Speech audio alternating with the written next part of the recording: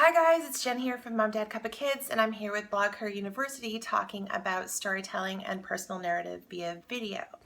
I actually discovered video was one of my favorite things when Periscope first started, and I was live streaming a lot of my different experiences and getting tons of engagement, and I loved it because I actually find video far more worth it for me than even writing.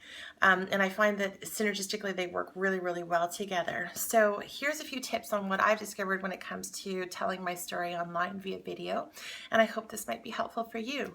So first and foremost, when I do a Facebook Live, which I find is my highest engagement because I've already got an audience there, I think about what my purpose and intent is for the video. I want to be sure that I'm either providing laughter or content and information that's important, or my experience is going to help somebody else. So I'm always thinking about what my purpose and intent is of doing that video before I put it out there, so that I have a defined storyboard of what I want to deliver. How do I do the video? Well, Facebook Live is really simple. You just go to your profile, click on your status updates, go to live video, make sure you have a nice little kind of teaser as far as your description, and then you just go live. And the fun thing about live is you just leap, because who knows what's going to happen. You might stumble, you might make mistakes, but it's live and it's honest. And I think that's the thing that most people like when they're looking at Facebook Live videos, is that they love the fact that it's just organic and your story is your story. So once I've done my video, I tend to look at kind of how then I can repurpose that content. Oftentimes I will download the video in high def so that I can upload it to YouTube and add titles, edits, and annotations. And from there, I can actually embed that into my blog post.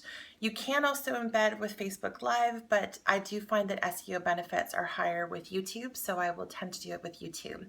Then with my other platforms, which is another way to repurpose your content, I look at either pre-promoting or post-promoting via my Snapchat, my snaps, or now with Instagram stories. The one key I want to give you as a heads up is if you are doing 6 or 7 snaps that are all about one story, I would suggest that you instead do a video, because people are looking for quick content on Snapchat and Instagram stories, and sometimes when someone's droning a lot, every 10 seconds because they haven't finished their story, it gets really frustrating because people are looking for quick snips of people's lives, daily lives on their 24-hour stories, and not a whole video. Instead, I would suggest, if you tend to do that, do a daily vlog or something along those lines.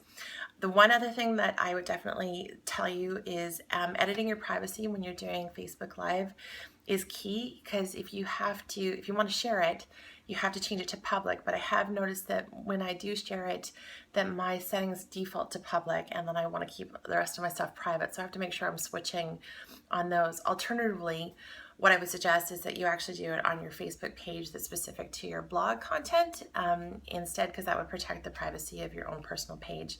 I just find that I'm so similar in my Facebook page as I am in my regular life. I'm kind of open about everything, so it doesn't really matter. I post it because that's who I am. So other than that, Wi-Fi, it does eat a little bit of Wi-Fi, it does eat quite a chunk of data. So I would suggest finding a Wi-Fi location if you're going to be doing live feeds or live streaming, or using a connection like that, because then it will at least help you not actually eat up your data plan. But the one thing I can say about video is that you're never alone, and telling your story online is so crucial when it comes to sharing with others and helping everybody kind of feel like they're not alone.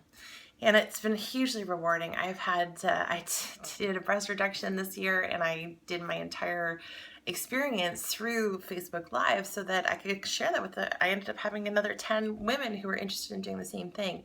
So if I can provide value content like that, I think that that's totally worth being vulnerable and being open. But from me to you, I think that video is one of the best ways to tell your story. It's honest, it's open, it's raw, and I think it really creates a dynamic engagement with your audience. And I wish you the best of luck. Take care.